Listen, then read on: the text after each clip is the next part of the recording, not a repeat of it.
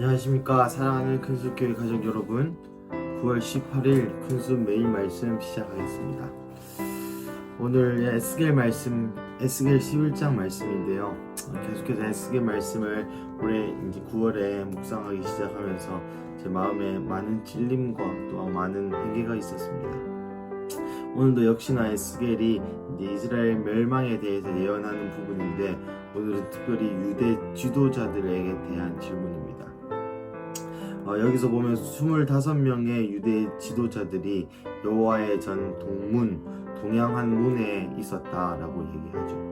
사실 유대 지도자들은 이 예루살렘 성전 여호와의 전의 동문에서 어떤 일을 했느냐 하면, 백성들을 심판하는 일, 백성들을 지도하는 일, 또 백성에게 어떤 중요한 공지나 어떤 특별한 지시를 내릴 때에 이 동문 위에 서서 얘기했다고 합니다.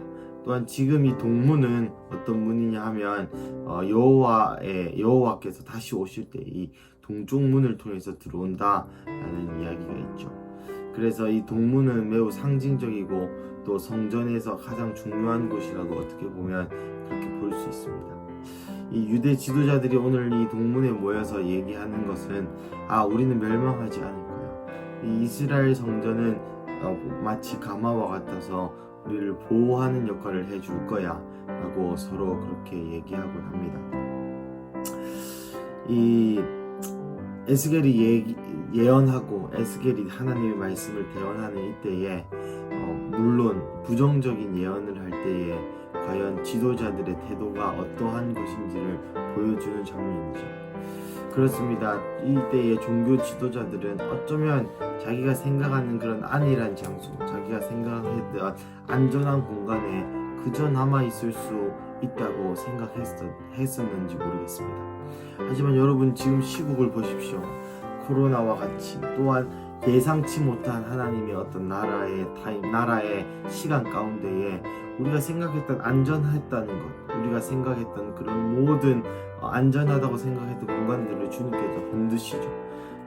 그래서 우리가 과연 무엇을 의지하고 있었는지 주님 드러내십니다.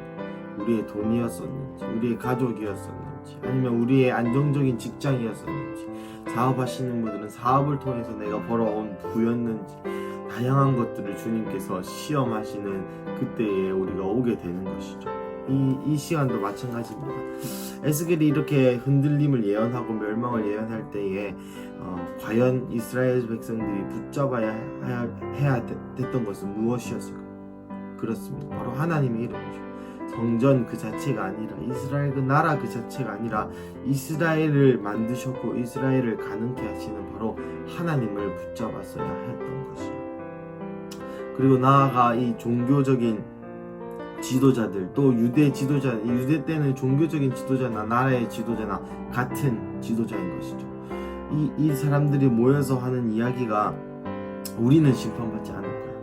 그리고 우리는 이 안에서 사람들이 이 안에서 성읍은 가마가 되고 우리는 고기가 된다 하니 라고 얘기하는 것이죠. 이 성읍은 가마가 되고 우리는 고기가 된다 하니, 이 말이 무슨 말일까요? 제가 궁금해서 이렇게 저렇게 찾아보았습니다. 주석을 찾아보는 결과, 설마 예루살렘이 무너질까 하며 가마 안 고기처럼 안전할 것이다 라는 말이죠.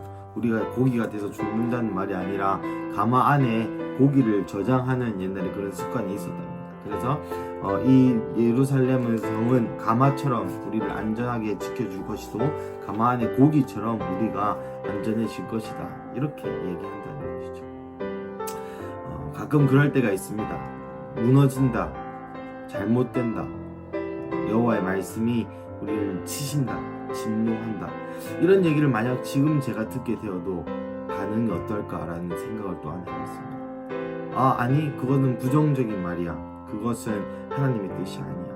그것은 내 죄는 다 십자가에서 해결되었고 또 회개하였는걸 라고 완고하게 제 마음이 반응할 때가 있기도 합니다. 그렇습니다. 하나님, 우리의 모든 죄는 예수님을 통하여 십자가에서 해결되었고 또 그 모든 죄에 대해서 우리는 벌써 용서를 받았죠. 하지만 가끔 때때로 하나님께서 우리에게 이러한 시험 혹은 시련을 주실 때가 있습니다. 그것이 우리의 고의적인 죄 때문에 그럴 수도 있고, 또 그것이 우리의 습관적인 죄 때문에도 그럴 수 있지만, 또 동일하게 이 국가적인 차원의 죄 앞에 우리가 하나님께 나아가는 자세, 특별히 이 지도자들이 가져야 될 자세에 대해서 다시 한번 성경을 통해서 우리에게 오늘 말씀하고 있는 것이죠. 사랑하는 성도 여러분, 우리는 그리스도인으로서 이미 나라와 제사장으로 삼으셨다고 계시록에서 말하고 있습니다. 우리가 나라와 제사장, 하나님의 권속이자 또 제사장의 역할이 무엇입니까? 하나님과 백성들을 화해시키는 역할이죠. 이때에 바로 이 코로나 시국과 또 이 특별히 한국 땅 가운데 있는 많은 이야기들, 많은 혼돈 가운데 과연 우리가 해야 될 일, 리더로서, 또 종교적인 리더, 우리가 다 예수님을 믿는 제사장이라 했는데, 이 제사장적 역할로서 유대 지도자들 역할로서 우리가 과연 무엇을 해야 할까요? 그렇습니다. 하나님이 말씀을 붙잡는 것입니다. 하나님이 흔드시겠다 하면 흔드시는 것이고, 하나님이 세우시겠다 하면 세우시는 것이죠. 하나님, 이 코로나 시국 가운데 과연 여러분 어떤 말씀을 듣고 계십니까? 하나님이 우리의 인생을, 또 우리의 개인마다의 어떤 상황들을 흔드시겠다 하십니까? 그러면 예, 주님 흔드십시오. 오직 주님의 말씀만이 굳건합니다라고 고백하실 수 있어야 됩니다. 그리고 또 그 반대로 코로나 시국 가운데 하나님이 내가 너를 붙들고 있다, 견고할 것이다, 설 것이다, 능히 이길 것이다, 일어날 것입니다 라고 하나님 말씀하고 계십니까? 그러면 유대 지도자들로서, 또 우리가 제사장으로서 반응할 우리의 마음은 예, 주님 그렇습니다. 상황이 그렇지 않고 코로나로 인하여 또 많은 시대와 전국이 흔들리지만 주님의 말씀만 설 것입니다 라고 예, 주님하고 고백함으로 주님께 나아가야 되는 것이죠. 이 특별히 올해 들어서 하나님이 많은 이 안전하다고 생각했던 것들, 굳건하다고 생각했던 것들, 영원하다고 생각했던 것들에 대해서 주님 계속 도전하시고 흔드시는 것 같습니다. 하늘길이 막힐 줄 누가 알았겠습니까? 비행산업이 망할 줄 누가 알았겠습니까? 이 무역산업이 매우 번창해, 특별히 우리나라는 무역으로 먹고 사는 나라인데 이 무역산업이 점점점 쇠퇴할 줄 누가 알았겠습니까? 이 코로나로 인해서 이것이 거의 8개월 동안 지속될 줄 누가 알았겠습니까? 하나님께서는 우리의 상상 그 이상을 행하시는 분이시고, 또한 이 코로나 때문에도 우리의 상상 이상을 뛰어넘으셨지만 그 이후에 또 2020년 막바지인데 2020년 후반부, 그리고 또 2021년에 우리의 생각을 훨씬 더 뛰어넘는 일을 하실 분이 바로 하나님이시라는 것을 우리가 믿고 또한 의지해야 하는 것이죠. 또한 마지막으로 드리고 싶은 말씀은 오직 주의 말씀만이 영원하다는 것입니다. 주의 말씀이 그러하면 그러한 것이죠. 사랑하는 성도 여러분이 아침 가운데 하나님의 말씀으로 시작하시기를 축복하고, 또 주의 말씀이 우리의 사상이 되고 우리의 신념이 되고, 또 주의 말씀이 우리가 믿을 것이 되어서 어떤 우리의 생각하는 종교적인 습관과 우리가 믿어왔던 예수님이, 우리가 믿어왔던 어떤 그런 일련의 이야기들, 일련의 어떤 행위들, 일련의 어떤 그런 습관들을 쫓아 예수님을 사랑하는 것이 아니라 바로 이 말씀에 계신 예수님, 이 말씀이 나에게 하는 그 말씀, 나에게 주는 그 레마의 말씀, 그 말씀으로 살아가고, 그 말씀이 실제이고 그 말씀만이 흔들리지 않는 믿음을 오늘 구하시는 하루, 그 믿음으로 살아가신 하루 되시기를 예수님의 이름으로 축복합니다. 기도하겠습니다.